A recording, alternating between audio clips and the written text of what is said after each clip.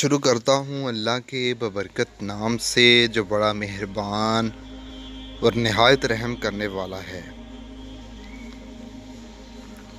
ابو جہل وہ بدبخت کافر تھا جس نے ساری زندگی رسول اللہ صلی اللہ علیہ وآلہ وسلم کو تکلیف اور دکھ کے علاوہ کچھ نہیں دیا۔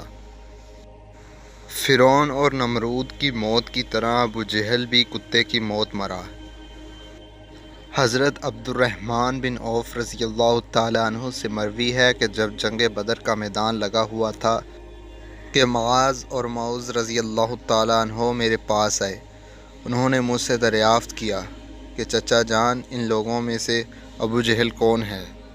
میں نے ہاتھ کا اشارہ کرتے ہوئے ان کو بتایا کہ وہ ابو جہل ہے۔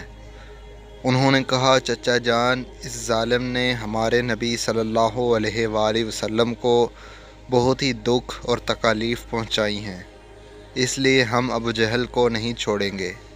عبد الرحمن بن عوف رضی اللہ تعالیٰ عنہ فرماتے ہیں کہ جوں ہی میں نے ان بچوں کو ابو جہل کا بتایا تو وہ بچے بجلی کی رفتار کے ساتھ ابو جہل کی طرف بھاگے۔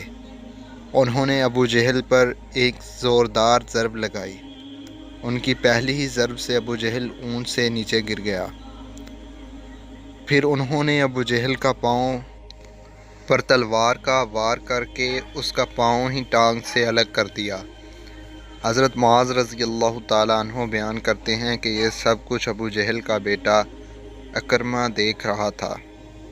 اکرمہ نے وار کر کے میرے بازو کو کاٹ دیا۔ میرا بازو کندھے سے لٹک رہا تھا۔ پھر میں لٹکتے ہوئے بازو کے ساتھ بھی تیزی کے ساتھ لڑتا رہا۔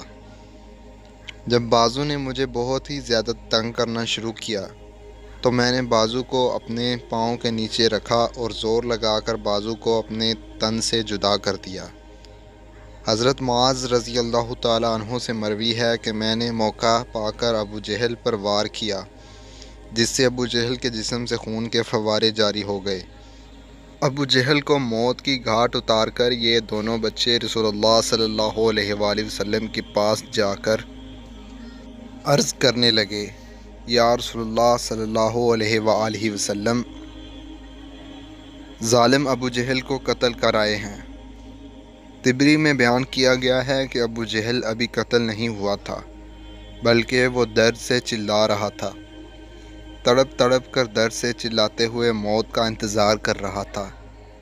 جب جنگ بدر ختم ہوئی تو رسول اللہ صلی اللہ علیہ وآلہ وسلم نے تمام صحابہ کرام کو حکم جاری کیا کہ ابو جہل کی لاش کو تلاش کیا جائے۔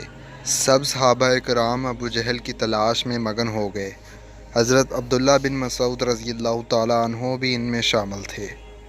حضرت محمد صلی اللہ علیہ وآلہ وسلم نے تمام صحابہ کرام کو ابو جہل کی ایک نشانی بتائی تھی کہ ابو جہل کے گھٹنے پر نشان ہوگا۔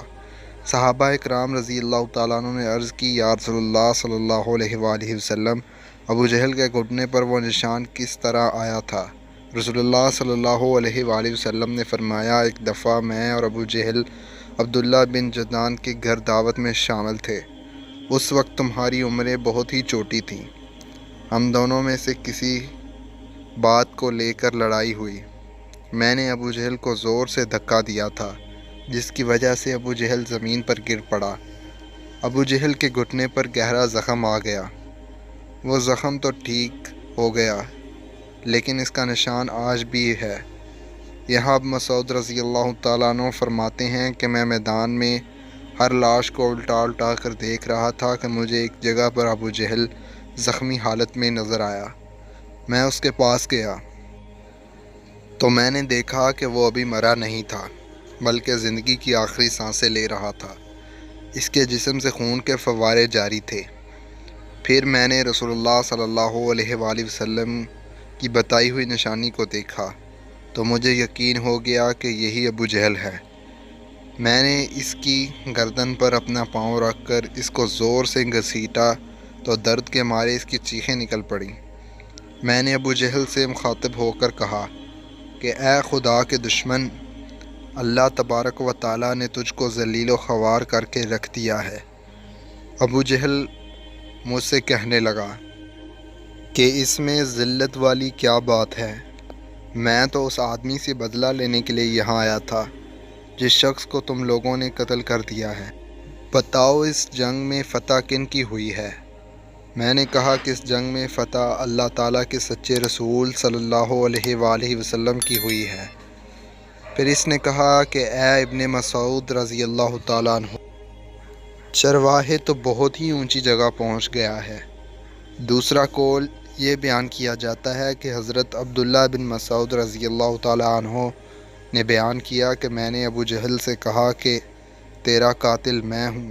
ابو جہل نے کہا کہ نہیں، تجھ سے پہلے مجھے کوئی قتل کر گیا ہے۔ ایک قول یہ بھی بیان کیا جاتا ہے کہ جب ابن مسعود رضی اللہ تعالیٰ عنہ ابو جہل کے سینے پر بیٹھ کر کہنے لگے، اے اسلام کے بدترین دشمن، تم تو فرعون سے بھی زیادہ بدبخت نکلے ہو۔ فرعون نے بھی مرتے وقت اپنی غلطیوں کو مان لیا تھا کہ میں غلط تھا، لیکن تم تو مرتے ہوئے اسلام کے خلاف بکواس کر رہے ہو۔ یہ سن کر ابو جہل نے جواب دیا کہ اپنے آقا محمد صلی اللہ علیہ وآلہ وسلم کو جا کر میرا یہ پیغام دے دینا کہ ابو جہل تو اس دنیا سے چلا گیا ہے، لیکن وہ یہ پیغام دے گیا ہے کہ حضرت محمد صلی اللہ علیہ وآلہ وسلم کا سب سے بڑا دشمن میں ہوں۔ ابو جہل کی زبان سے یہ سن کر میں نے ابو جہل کی تلوار پکڑی اور اسی سے ابو جہل کے جسم سے اس کا سر جدا کر کے رکھ دیا۔ فرماتے ہیں کہ میں نے جسم سے سر کو جدا کر کے نبی کریم صلی اللہ علیہ وآلہ وسلم کے پاس لے گیا۔ میں آقا دو جہاں صلی اللہ علیہ وآلہ وسلم کی بارگاہ میں ابو جہل کا سر پیش کرتے ہوئے عرض کی، یا رسول اللہ صلی اللہ علیہ وآلہ وسلم، یہ لو ابو جہل کا سر۔ رسول اللہ صلی اللہ علیہ وآلہ وسلم نے فرمایا کہ قسم ہے اس ذات کی جس کے قبضے میں میری جان ہے، بے شک یہی ابو جہل کا سر ہے۔ پھر آپ صلی اللہ علیہ وآلہ وسلم نے ابو جہل کے سر کے پاس کھڑے ہو کر فرمانے لگے، یہ کافر ابو جہل اس امت کا سب سے خطرناک اور ظالم فرعون ہے۔ ہر امت میں ایک فرعون ہوتا ہے، جبکہ میری امت کا فرعون ابو جہل تھا۔ اللہ تعالیٰ کا لاکھ لاکھ شکر ہے کہ یہ بدبخت ہلاک ہو گیا ہے۔ روایات میں اس طرح بیان کیا گیا ہے کہ رسول اللہ صلی اللہ علیہ وآلہ وسلم شکرانے کے نفل ادا کیے۔ رسول اللہ صلی اللہ علیہ وآلہ وسلم کے فرمانے پر ابو جہل کی لاش، سر اور قریش کے 24 سردار کو ایک کنویں میں پھینک دیا گیا۔ اس کے بعد رسول اللہ صلی اللہ علیہ وآلہ وسلم 3 دن میدان بدر میں رہے اور آتے جاتے ہوئے اس کنویں پر بھی گئے تھے جہاں کفار مکہ کی لاشیں پھینکی گئی تھیں۔ آقا صلی اللہ علیہ وآلہ وسلم نے کنویں پر کھڑے ہو کر قتل ہونے والوں کو یہ فرمایا کہ اے کنویں میں پھینکی گئی لاشوں، کیا تم نے اللہ تعالیٰ کے وعدے کو پورا ہوتے ہوئے پا لیا ہے؟ اللہ تعالیٰ کا وعدہ سچ ثابت ہو گیا ہے۔ حضرت انس رضی اللہ تعالیٰ عنہ سے مروی ہے کہ رسول اللہ صلی اللہ علیہ وآلہ وسلم نے آدھی رات کے وقت یہ تمام لاشوں کے نام لے کر فرمایا، اے ابو جہل بن ہشام، اے عتبہ بن ربیعہ۔ اس طرح نبی کریم صلی اللہ علیہ وآلہ وسلم نے سب کنوؤں میں پھینکی گئی لاشوں کے نام لیتے ہوئے فرمایا کہ کیا تم نے رب کائنات کا وعدہ پورا ہوتے ہوئے دیکھ لیا ہے؟ کیا تم نے اپنے خداؤں بتوں کا وعدہ سچ پایا؟ میرے خدا نے جو مجھ سے وعدہ کیا تھا وہ سچ ثابت ہو گیا ہے۔ اس پر صحابہ نے کہا پوچھا، یا رسول اللہ صلی اللہ علیہ وآلہ وسلم، آپ صلی اللہ علیہ وآلہ وسلم کی لاشوں سے باتیں کر رہے ہیں؟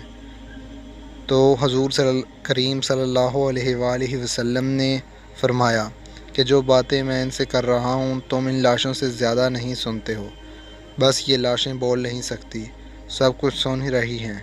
امام طبری لکھتے ہیں کہ محمد بن اسحاق بیان کرتے ہیں کہ بعض علماء کرام نے یہ بیات بیان کرتے ہوئے کہا کہ تم لوگوں نے مجھ سے دشمنی کی، بلکہ دوسرے لوگوں نے مجھ سے دوستی کی۔ تم نے مجھ کو میرے ہی شہر سے نکال دیا، دوسرے لوگوں نے مجھ کو اپنے شہر میں پناہ دی۔ تم لوگ مجھے جھوٹا کہتے رہے، دوسروں نے مجھے سچا اور آخری نبی صلی اللہ علیہ وآلہ وسلم کہا۔ تم لوگوں نے مجھ کو بے شمار تکلیفیں دیں، لیکن دوسرے لوگ میری تمام پریشانیوں میں شریک رہے۔